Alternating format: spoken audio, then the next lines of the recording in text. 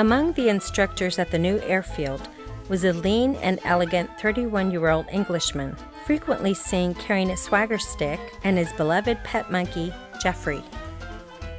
A recipient of the French Croix de Guerre for his combat missions over Germany, and commander of the 84th Canadian Training Squadron of the Royal Flying Corps, Vernon W. Blythe Castle was one half of the hugely popular Vernon and Irene Castle dance team. As the first major international exponents of modern dancing, the glamorous husband and wife team helped to popularize the foxtrot, the hesitation waltz, and the tango, which they introduced to the U.S. in 1913. Teaching New York society the latest dance steps by day, and greeting guests and performing at their clubs by night, this amazing duo helped launch the ballroom dance craze of the 1920s. Their fame and influence in their day was so great that Fred Astaire and Ginger Rogers starred in a movie based upon their lives in 1939.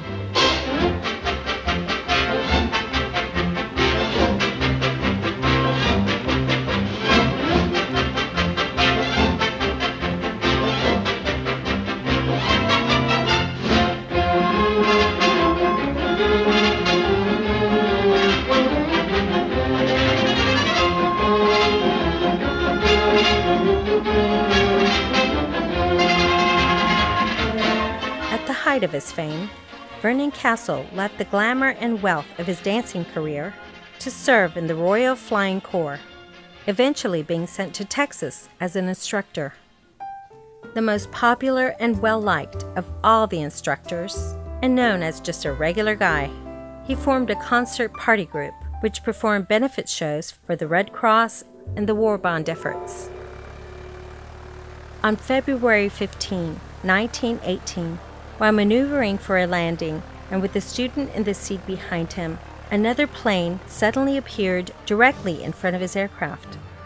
Pulling up to avoid collision, his motor stalled, causing his plane to dive into the ground.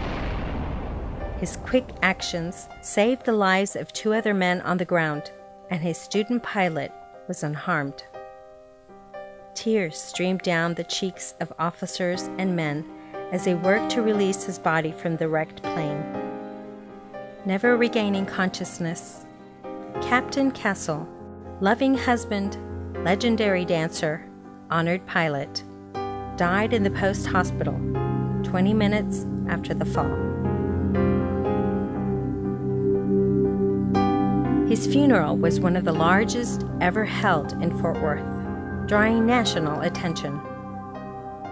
As the train holding his casket left the station, Victor Dodd, Vernon's longtime devoted attendant, who had joined the Royal Flying Corps to be near him, stood at attention, alone at the end of the platform, until the last coach disappeared from sight. So passed for the last time one I had loved in life. I will miss him here. God grant I meet him there. Irene Castle died at the age of 75 in January 1969 and was buried together with Vernon at Woodlawn Cemetery, New York. Today, a monument honoring Vernon Castle stands peacefully in a quiet residential neighborhood near the site of the tragic crash that took his life almost a century past. During his brief stay in Benbrook, Vernon wrote parodies of popular songs to entertain the cadets.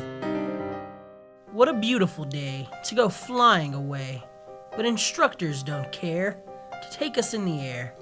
So I'm here with my broom, sweeping out the damned room. It's no use trying with me and my pal.